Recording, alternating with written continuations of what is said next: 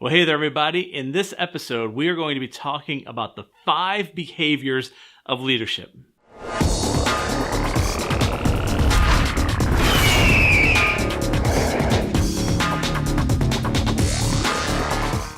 Well, once again, thank you for visiting the Andy George Leadership YouTube channel.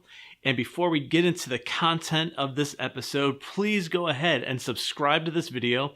Also, share this video.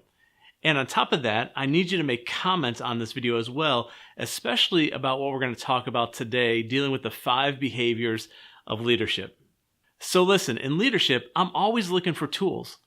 I'm always looking for little exercises or tools that we can do either one-on-one with another person or in a group setting.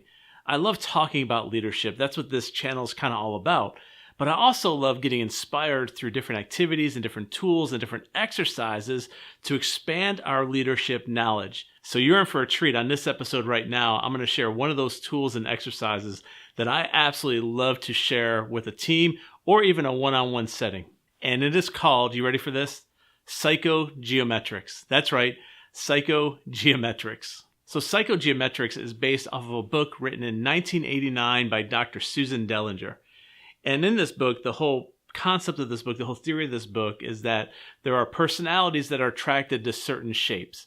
And these shapes represent kind of the behavior or our educational background or our profession. It's basically we're drawn to shapes based on our leadership and based on our behavior, based on our personality.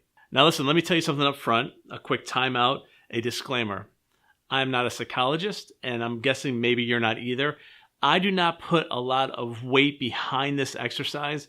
In other words, I wouldn't necessarily hire somebody or fire somebody or think differently of anybody based on this exercise. To me, this exercise is more about having fun. It's more about people getting to know each other. And really what it does is it just creates communication.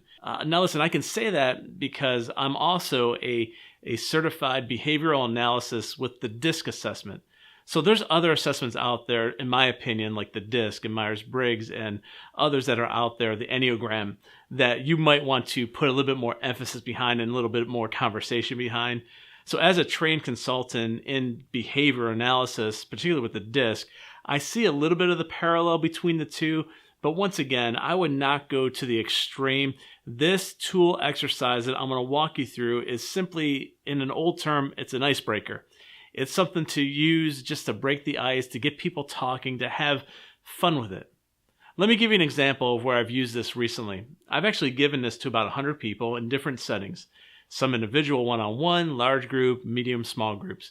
The last one I did was about 15 people in a room. And as they were walking in the room, I just had each individual shape set on a table. And the only instruction they received was, hey, on your way in, grab a shape and come in and sit down. And then after the introduction, I started talking. I started to ask the questions about the shapes and explain what they were. And it was really more just to have a little fun, just to get people talking. However, I will say this. I am kind of amazed at somewhat of the accuracy behind it. And you'll understand all this here in just a few minutes. So I hope you're excited. What I need you to do is go ahead and push pause on the video and go get a pen or pencil and a sheet of paper. And so go ahead right now, hit pause. I'll wait for you. Go get a sheet of paper and a pen or pencil because I want you to do this along with me. So go ahead, hit pause and come right back. All right, welcome back. So you got your pen, pencil, paper. Here's what I need you to do. I'm going to show you 5 images on the screen and I'll leave them up there for several seconds. And what I need you to do is this. I want you to draw the shape that you feel best represents your personality. Once again, here right now are the 5 images on the screen. Take a look at them. Don't overthink this. And just simply draw the one that you feel best represents your personality. And go ahead and hit pause. You can do that now. All right, welcome back. So now you have the one image on the piece of paper that best represents your personality. Now the second step is I want you to draw the remaining 4 in order of preference. Go ahead and pause this video and unpause it when you're done. Okay, so right now at the top of your paper, you should have 5 images, starting with the first image that you feel best represents your personality, and then ranking the next 4 after that. What I'm going to do now is I'm going to walk you through what each shape represents when it comes to leadership. That's why I've called it the 5 behaviors of leadership. I'm also putting links in the description below to several different websites that kind of walk you through all that I'm going to talk about. Once again, this is a fun exercise to do. I would not put a lot of psychological weight behind it, nor put a lot of weight behind decisions you are making in your company or in your leadership structure based on it. But this is a fun tool. I've used it a ton of times. Fun tool to use with your team. All right, so here we go. We're going to walk through each shape and a little bit of a descriptive of what that means leadership-wise. So I'm going to do something I normally don't do. I'm going to read a little bit off of a document I have because I want to make sure to get it accurate. You can actually go ahead and follow along too if you have those links down below. You can click on them and do the research a little bit yourself. But here we go. First, we're going to start with the square. So number one, the square. So the square represents a tireless worker, someone who exhibits hard work, diligence, and perseverance. Always strives for completion. Patience and methodical nature makes squares skilled specialists. Pretty not bad, huh? So how many of you were the square, right? This is all talking about the square. Collects information, neatly organized on the shelves, is able to quickly retrieve desired facts, and earns a deserved reputation in a scholar. So the squares refer to left hemisphere thinkers, like in our brain we got right and left hemispheres, who are characterized by logical thought and mathematical mindset. So squares analyze and calculate answers to problems. So that's kind of what the square represents. So this, who knows? Maybe that's you. You picked a square. Let's go on. Okay, next is the triangle. The triangle is the symbol for leadership. So the main ability of triangles is to focus on goals and deeply and quickly analyze situations. A triangle is a very confident person who wants to be right in everything. Triangles find it difficult to admit their mistakes, are easily to train, and absorb information like a sponge. So in the triangle's mindset, in this behavior, their career gives their life meaning. So they get their meaning and purpose out of their career.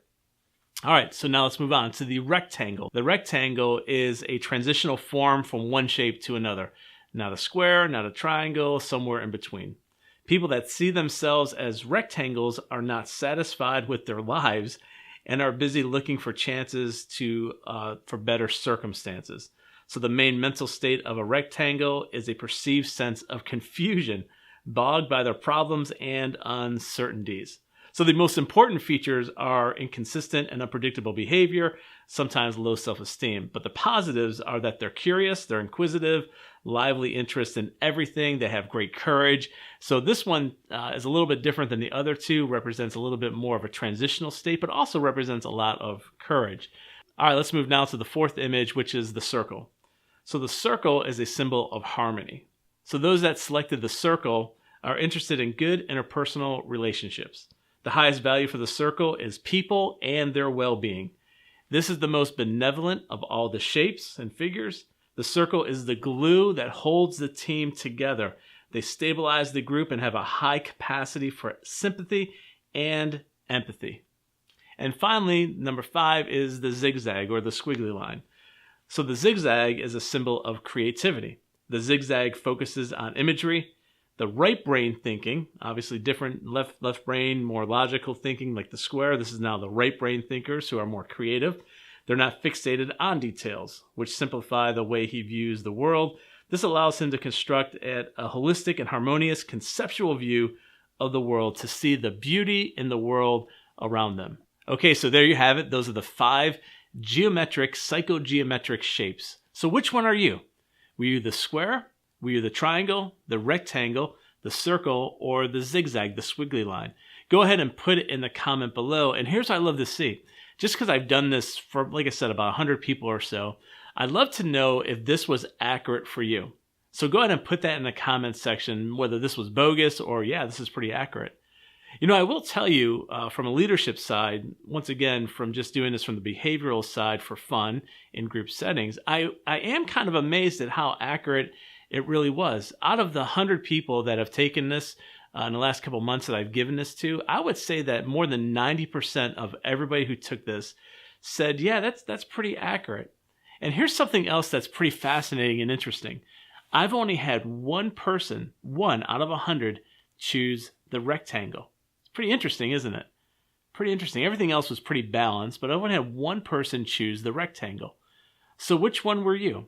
Which one were you? I'd love to hear about it. Once again, if you look at this from a behavioral side and you compare it to a DISC or Enneagram or Myers-Briggs, you'll see that there's definite similarities with the behaviors, whether it's a dominant person or influence or stable or steady or compliant as in the DISC. You'll see how these are all somewhat similar along the way. So it's basing it off of, in my opinion, basing it off of the same behaviors that we all know in all these other ways and assessments. This one's just kind of fun. Once again, I wouldn't put a lot of weight behind it psychologically or career path-wise, but it is a fun thing to do.